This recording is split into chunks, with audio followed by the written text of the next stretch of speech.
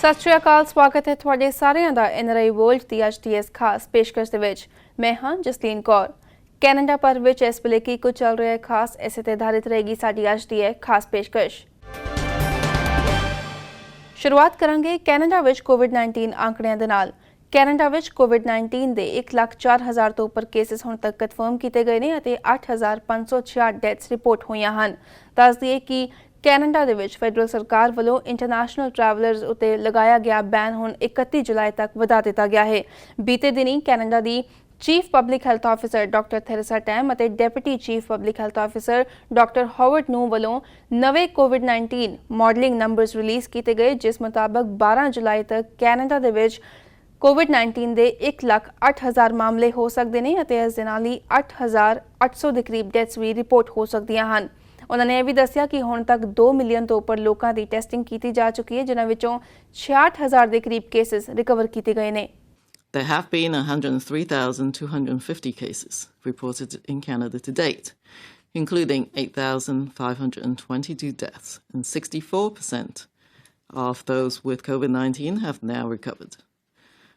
Labs across Canada have tested over 2,676,000 people for COVID-19 to date. And over the past week, an average of 36,767 people were tested daily, with 1% testing positive. These numbers do change quickly, and they are updated daily in the evenings on canada.ca/coronavirus. Although most health regions in Canada have reported cases, this map showing the incidence rate per 100,000 population illustrates that some areas have experienced more activity than others. In particular, Quebec and Ontario have had some heavily affected areas, and considering their larger populations, these jurisdictions account for 86% of our cases overall. Currently, hotspots linger with persistent community transmission in and around the Toronto and Montreal. So in looking at the boxes to the right, the lower box shows that the proportion of cases who died has remained at about 8%. This case fatality ratio changes over time as new cases and deaths are reported. Based on the available information, 15% of cases have required hospitalization, and just over 3% have required intensive care. Toronto mayor John Tory ਵੱਲੋਂ city ਦੇ indoor businesses ਅਤੇ public facilities ਦੇ ਵਿੱਚ mask ਅਤੇ face ਕਵਰਿੰਗਸ ਨੂੰ ਲਾਜ਼ਮੀ ਕਰਨ ਦੀ ਮੰਗ ਕੀਤੀ ਜਾ ਰਹੀ ਹੈ। ਜ਼ਿਕਰਯੋਗ ਹੈ ਕਿ ਟੋਰਾਂਟੋ ਟ੍ਰਾਂਜ਼ਿਟ ਕਮਿਸ਼ਨ ਦੇ ਵਿੱਚ ਫੇਸ ਕਵਰਿੰਗਸ ਪਹਿਲਾਂ ਤੋਂ ਹੀ ਲਾਜ਼ਮੀ ਹੈ ਅਤੇ ਹੁਣ ਪੀਲ ਰੀਜਨ ਵੱਲੋਂ ਵੀ ਸ਼ਹਿਰ ਦੇ ਵਿੱਚ ਸਾਰੀ ਪਬਲਿਕ ਫੈਸਿਲਿਟੀਜ਼ ਦੇ ਵਿੱਚ ਫੇਸ ਕਵਰਿੰਗਸ ਨੂੰ ਲਾਜ਼ਮੀ ਕਰ ਦਿੱਤਾ ਗਿਆ ਹੈ। City Council will consider a report from Dr. Eileen De Villa to effectively make it mandatory for people to wear masks or face coverings inside businesses or public facilities. Dr. De Villa's recommendation, worked out with City Legal after careful consideration of the legal landscape, would give clear direction on face coverings to help stop the spread of COVID-19. In many respects, from the standpoint of both health and the law, clarity is what is being sought on the matter of face coverings, which has been a topic of active discussion since the very beginning of this pandemic. We are in the midst of reopening our city, safely restarting the economy with an emphasis on the word safely. So we will continue to do everything we can to keep this virus from spreading and to avoid a resurgence of cases like we're seeing in other jurisdictions in North America. You have told us you don't want to see a repeat of what you see when you turn on your TV and see reports from the United States. Wearing fabric masks or face coverings keep you from unknowingly spreading this COVID-19 virus and keeps the people around you from spreading it to you. It is about respecting and protecting each other. It may be uncomfortable, it may look unusual, it may take you out of your comfort zone. I can say that's true for me because I've been wearing a mask regularly in recent times. But our doctor says that it works. Throughout this pandemic, I have been committed to following the advice of our public health professionals. I'm proud to say, without exception. While there has been some tragic loss of life and considerable personal dislocation for many, Following that advice is why we have done relatively well as a city so far in avoiding the kind of larger scale tragedy that we've seen elsewhere. And I thank you for your magnificent cooperation in getting us this far. NRI world ਵਿੱਚ ਫਿਲਹਾਲ ਸਮਾਂ ਹੋ ਗਿਆ ਇੱਕ ਛੋਟੀ ਜੀ break ਦਾ। Break ਤੋਂ ਬਾਅਦ ਵੀ ਸਾਡੀ ਇਹ ਖਾਸ ਪੇਸ਼ਕਸ਼ ਜਾਰੀ ਰਹੇਗੀ। ਜਲਦ ਹਾਜ਼ਰ ਹੁੰਦੇ ਹਾਂ।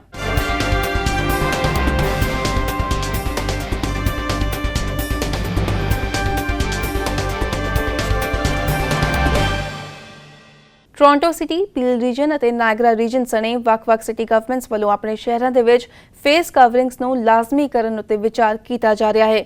ਕਿੰਨਾ ਜ਼ਰੂਰੀ ਹੈ ਫੇਸ ਕਵਰ ਕਰਨਾ ਅਤੇ ਫੇਸ ਕਵਰਿੰਗ ਦੌਰਾਨ ਕਿੰਨਾ ਗੱਲਾਂ ਦਾ ਖਾਸ ਧਿਆਨ ਰੱਖਣ ਦੀ ਲੋੜ ਹੈ, ਇਸ ਸੰਬੰਧੀ ਵਿਲੀਅਮ ਔਸਲਰ ਹੈਲਥ ਸਿਸਟਮ ਦੇ ਐਮਰਜੈਂਸੀ ਫਿਜ਼ੀਸ਼ੀਅਨ ਡਾਕਟਰ ਬਾਜਵਾ ਸਾਡੇ ਨਾਲ ਖਾਸ ਗੱਲਬਾਤ ਲਈ ਲਾਈਨ ਤੇ ਮੌਜੂਦ ਹਨ। Sat Shri Akal doctor Bajwa, thank you so much for joining PDC Punjabi once again. Sat Shri Akal ji and thank you for having me. Doctor Bajwa, ਤੁਹਾਡੇ ਤੋਂ ਅਸੀਂ ਜਾਣਨਾ ਚਾਹਾਂਗੇ ਫੇਸ ਕਵਰਿੰਗ ਸੰਬੰਧੀ। ਇਸ ਵੇਲੇ ਜਿਹੜੇ ਮੇਅਰਸ ਹੈਗੇ ਨੇ ਵੱਖ-ਵੱਖ ਸਿਟੀ ਦੇ, ਉਹਨਾਂ ਵੱਲੋਂ ontario ਸਰਕਾਰ ਨੂੰ ਅਪੀਲ ਕੀਤੀ ਜਾ ਰਹੀ ਹੈਗੀ ਹੈ ਕਿ ਸੂਬੇ ਦੇ ਵਿੱਚ ਫੇਸ ਕਵਰਿੰਗ ਨੂੰ ਮੈਂਡੇਟਰੀ ਕੀਤਾ ਜਾਏ। ਤੁਹਾਡੇ ਤੋਂ ਅਸੀਂ ਜਾਣਨਾ ਚਾਹਾਂਗੇ ਕੀ ਲੱਗਦਾ ਹੈ ਤੁਹਾਨੂੰ ਕਿੰਨਾ ਜ਼ਰੂਰੀ ਹੈਗਾ ਹੈ ਪਬਲਿਕ ਪਲੇਸਿਸ ਦੇ ਵਿੱਚ ਫੇਸ ਕਵਰ ਕਰਨਾ? ਦੇਖੋ ਜੀ, ਫੇਸ ਮਾਸਕਸ ਨੈਸੈਸਰੀ ਹੈਗੀ ਹੈ, ਅੱਛੀ ਚੀਜ਼ ਹੈ ਇਸ ਵਾਇਰਸ ਨੂੰ ਸਪਰੈਡ ਬਚਾ ਰੱਖਣ ਵਾਸਤੇ। ਪਰ ਜੇ ਤੁਸੀਂ ਰੈਂਕ ਕਰਦੇ ਹੋ ਕਿ ਕਿੰਨੇ ਕੁ ਜ਼ਰੂਰੀ ਹੈ, ਇਹ 3rd ਨੰਬਰ 'ਤੇ ਆਉਂਦੀ ਹੈ। ਸਭ ਤੋਂ ਜ਼ਿਆਦਾ ਜ਼ਰੂਰੀ ਹੈਗਾ ਕਿ ਸੋਸ਼ਲ ਡਿਸਟੈਂਸਿੰਗ ਉਹ ਅਤੇ ਹੈਂਡ ਵਾਸ਼ਿੰਗ ਅਤੇ ਆਪਣੇ ਮੂੰਹ ਨੂੰ ਹੱਥ ਨਹੀਂ ਲਾਉਣਾ। ਇਹ ਦੋ ਚੀਜ਼ਾਂ ਜਿਹੜੀਆਂ ਬਹੁਤ ਜ਼ਿਆਦਾ ਜ਼ਰੂਰੀ ਨੇ, ਅਤੇ ਉਸ ਤੋਂ 3rd ਨੰਬਰ 'ਤੇ ਕਾਫੀ ਕੁਝ ਛੱਡ ਕੇ ਫਿਰ ਇਹ ਫੇਸ ਕਵਰਿੰਗਸ ਆਉਂਦੀਆਂ, ਉਹ ਜ਼ਿਆਦਾ ਜ਼ਰੂਰੀ ਕੀਤੀਆਂ ਜਾਣ ਅਤੇ ਇਹ ਲੈਸ ਇੰਪੋਰਟੈਂਟ ਹੈ। ਪਰ ਇਹ ਕਹਿੰਦਿਆਂ ਹੋਇਆਂ ਜੇ ਇਹ ਵੀ ਕੀਤਾ ਜਾਵੇ ਤਾਂ ਕਾਫੀ ਹੱਦ ਤੱਕ ਆਪਾਂ ਇਸ ਚੀਜ਼ ਨੂੰ ਸਪਰੈਡ ਤੋਂ ਬਚਾ ਰੱਖ ਸਕਦੇ ਹਾਂ। ਸੋ ਜੇ ਇਹ ਚੀਜ਼ ਨੂੰ ਲਾਗੂ ਕੀਤਾ ਜਾਵੇ ਤਾਂ ਬਹੁਤ ਅੱਛੀ ਚੀਜ਼ ਹੈ ਅਤੇ ਕਰਨੀ ਚਾਹੀਦੀ ਵੀ ਹੈ। ਅਤੇ ਜਿਨ੍ਹਾਂ ਦੇਸ਼ਾਂ ਨੇ ਇਹ ਚੀਜ਼ ਨੂੰ ਲਾਗੂ ਕੀਤਾ ਉਹਨਾਂ ਨੇ ਸਕਸੈਸ ਕਾਫੀ ਦੇਖਿਆ ਹੈਗਾ ਇਹ ਵਾਇਰਸ ਸਪਰੈਡ ਕਰਨ ਤੋਂ।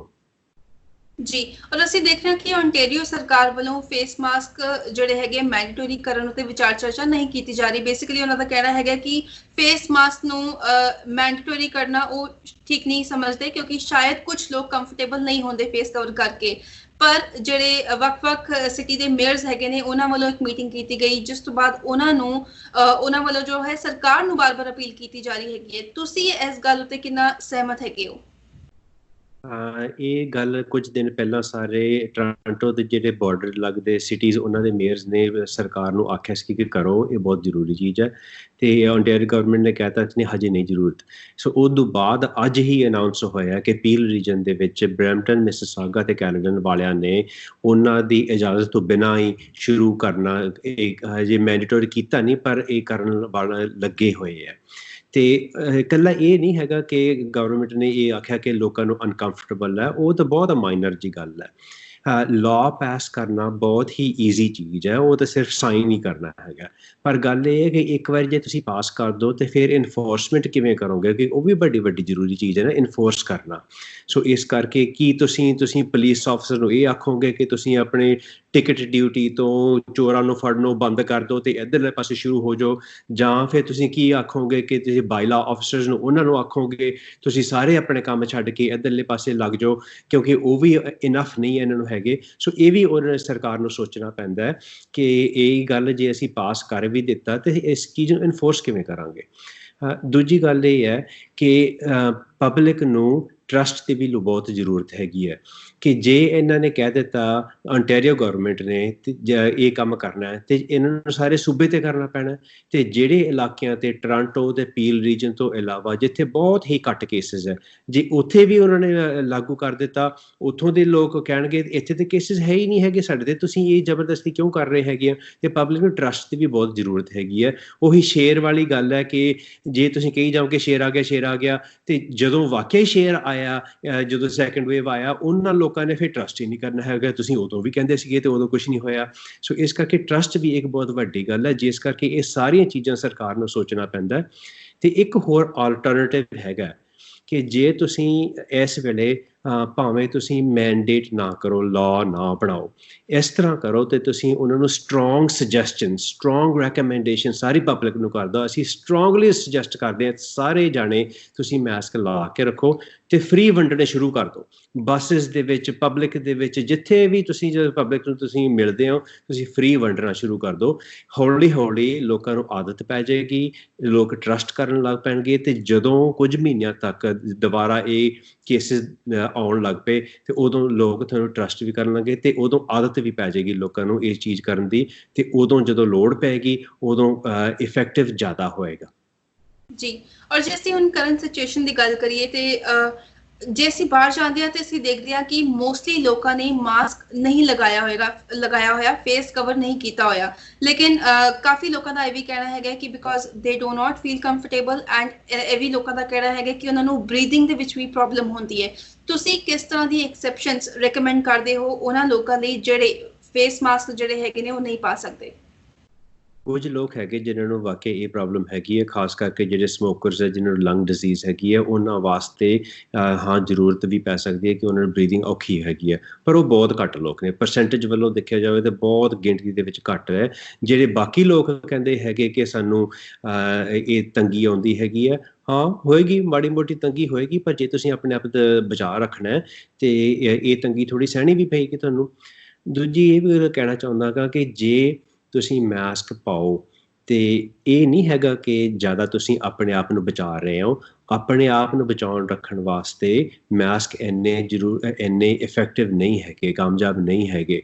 ਜ਼ਿਆਦਾ ਕਾਮਯਾਬੀ ਹੈਗੀ ਸੋਸ਼ਲ ਡਿਸਟੈਂਸਿੰਗ ਤੇ ਹੱਥ ਧੋਣੇ। ਪਰ ਜੇ ਤੁਸੀਂ ਦੂਜਿਆਂ ਨੂੰ ਬਚਾਉਣਾ ਹੈ ਤੇ ਫਿਰ ਇਫੈਕਟਿਵ ਬਹੁਤ ਜ਼ਿਆਦਾ ਨੇ, ਕਿਉਂਕਿ ਤੁਸੀਂ ਜਦੋਂ ਖੰਘਦੇ ਆ, ਛਿੱਕ ਮਾਰਦੇ ਆ, ਤੁਸੀਂ ਆਪਣੇ ਆਪ ਨੂੰ ਤੁਸੀਂ ਜਦੋਂ ਸਪਰੈਡ ਦੂਜਿਆਂ ਤੋਂ ਸਪਰੈਡ ਕਰਨ ਨੂੰ ਇਹ ਬਹੁਤ ਇਫੈਕਟਿਵ ਨੇ। ਆਪਣੇ ਆਪ ਨੂੰ ਬਚਾਉਣ ਵਾਸਤੇ ਇਹ ਘੱਟ ਇਫੈਕਟਿਵ ਨੇ। ਸੋ ਇਫੈਕਟਿਵਨੈਸ ਮਾਸਕਸ ਦੀ ਉਦੋਂ ਹੁੰਦੀ ਹੈ ਜਦੋਂ ਸਾਰੇ ਜਾਣੇ ਵਰਤਣ ਲੱਗ ਪੈਂਦੇ ਹੈ ਤੇ ਇੱਕ ਦੂਜੇ ਤੋਂ ਸਪਰੈਡ ਕਰਨਾ ਬਚਾ ਰੱਖ ਦਿੰਦੇ ਹੈ। ਸੋ ਆਪਣੇ ਆਪ ਵਾਸਤੇ ਇਫੈਕਟਿਵਨੈਸ ਘੱਟ ਹੈ, ਖਾਸ ਕਰਕੇ ਜਦੋਂ ਆਪਾਂ ਘਰ ਦੇ ਵਿੱਚ ਹੋਈਏ ਤੇ ਜਾਂ ਆਪਾਂ ਬਾਹਰ ਹੋਈਏ, ਆਊਟਡੋਰਸ ਦੇ ਵਿੱਚ ਬਹੁਤ ਘੱਟ ਸਪਰੈਡ ਹੈ। ਇੱਥੇ ਲੋੜ ਪੈਂਦੀ ਹੈ ਜਦੋਂ ਆਪਾਂ ਪਬਲਿਕ ਪਲੇਸਿਸ ਦੇ ਵਿੱਚ ਹੋਵੇ, ਟਾਈਟ ਸਪੇਸਿਸ ਦੇ ਵਿੱਚ ਹੋਣ ਤੇ ਜਾਂ for example transit and stores ਦੇ ਵਿੱਚ, ਉੱਥੇ ਜ਼ਿਆਦਾ ਇਸ ਚੀਜ਼ ਦੀ ਕਾਮਯਾਬੀ ਹੋ ਸਕਦੀ ਹੈ। ਜੀ, ਔਰ ਜਿਸ ਤਰ੍ਹਾਂ ਡਾਕਟਰ ਬਾਜਵਾ ਅਸੀਂ ਇਹ ਵੀ ਦੇਖਿਆ ਕਿ ਇਸ ਵੇਲੇ ਕਾਫੀ ਸਾਰੇ ਲੋਕ ਜਿਹੜੇ ਹੈਗੇ ਨੇ ਉਹ ਘਰੇ ਹੀ ਫੇਸ ਮਾਸਕ ਬਣਾ ਰਹੇ ਹੈਗੇ ਨੇ। ਤੁਹਾਨੂੰ ਲੱਗਦਾ ਹੈ ਕਿ ਇੱਕ ਨਾਰਮਲ ਫੇਸ ਤੱਕਣਾ ਇਜ਼ ਓਕੇ, ਜਾਂ ਫਿਰ ਜਿਹੜਾ ਫੇਸ ਮਾਸਕ ਹੈਗਾ ਉਹਦੇ ਵਿੱਚ ਕੁਝ ਗੱਲਾਂ ਦਾ ਧਿਆਨ ਰੱਖਣ ਦੀ ਲੋੜ ਹੈਗੀ ਜਦੋਂ ਉਹ ਬਣਾ ਰਹੇ ਨੇ ਸੋ ਦੈਟ ਉਹ ਹੈਲਪਫੁਲ ਹੋਵੇ? ਬਹੁਤ ਜ਼ਿਆਦਾ ਇਹ ਧਿਆਨ ਰੱਖਣ ਦੀ ਲੋੜ ਨਹੀਂ ਹੈਗੀ। ਲਾਈਕ ਆਈ ਸੈਡ, ਆਪਣੇ ਆਪ ਨੂੰ ਬਚਾਉਣ ਵਾਸਤੇ ਇਟਸ ਨਾਟ ਦੈਟ ਇਫੈਕਟਿਵ। ਜੇ ਸੋਚਿਆ ਵੀ ਜਾਵੇ ਤੇ ਜੇ ਤੁਸੀਂ ਮੂੰਹ ਆਪਣਾ ਢੱਕ ਵੀ ਲਓ ਤੇ ਜਿਹੜੇ ਸਾਈਡ ਤੋਂ ਇੱਥੋਂ ਜਾਂ ਨੱਕ ਵਾਲੀ ਜਗ੍ਹਾ ਤੋਂ ਜਾਂ ਠੋਡੀ ਤੋਂ ਹਵਾ ਤਾਂ ਫਿਰ ਵੀ ਅੰਦਰ ਜਾ ਰਹੀ ਹੈਗੀ ਹੈ। ਸੋ ਇਸ ਕਰਕੇ ਇਹ ਆਪਣੇ ਬਚਾਉਣ ਵਾਸਤੇ ਇੰਨੇ ਇਫੈਕਟਿਵ ਨਹੀਂ ਹੈਗੇ, ਇਹ ਦੂਜਿਆਂ ਨੂੰ ਬਚਾਉਣ ਵਾਸਤੇ ਹੈ। ਤੇ ਇਸ ਕਰਕੇ ਭਾਵੇਂ ਹੋਮਮੇਡ ਵੀ ਹੋਣ ਫਿਰ ਵੀ they will be effective to protect others, not to protect yourself।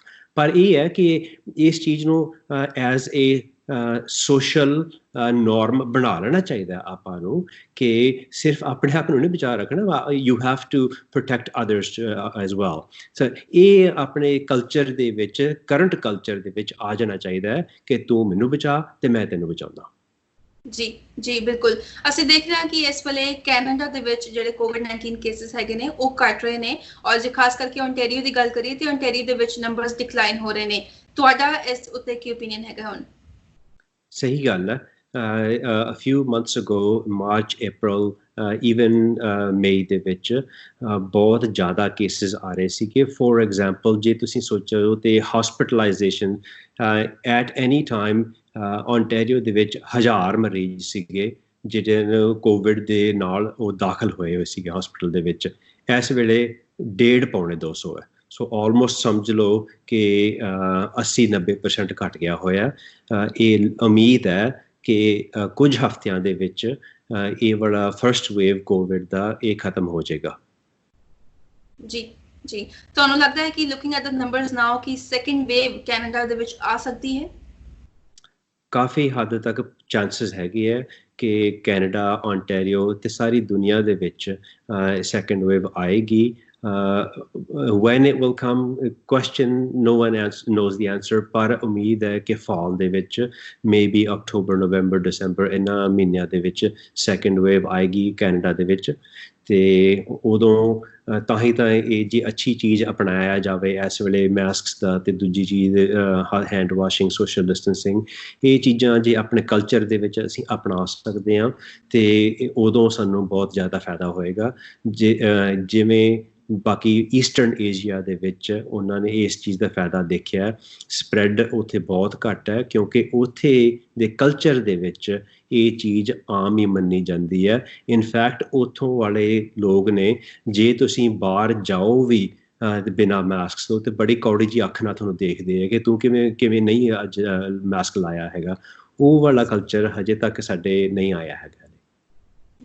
ਜੀ ਡਾਕਟਰ ਬਾਜਵਾ, ਅਖੀਰ ਦੇ ਵਿੱਚ ਸਾਡੇ ਦਰਸ਼ਕਾਂ ਨੂੰ ਕੋਈ ਸੁਨੇਹਾ ਦੇਣਾ ਚਾਹੋਗੇ?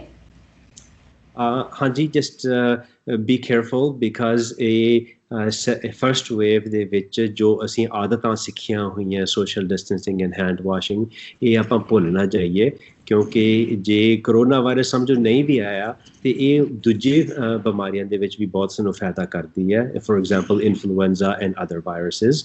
ਤੇ ਇਸ ਕਰਕੇ ਜਿਹੜੇ ਕਲਚਰ ਆਪਾਂ ਹੁਣ ਸਿੱਖੀਏ ਕੁਝ ਵੀ ਮਹੀਨਿਆਂ ਦੇ ਵਿੱਚ, ਇਸ ਚੀਜ਼ ਨੂੰ ਯਾਦ ਰੱਖੀਏ।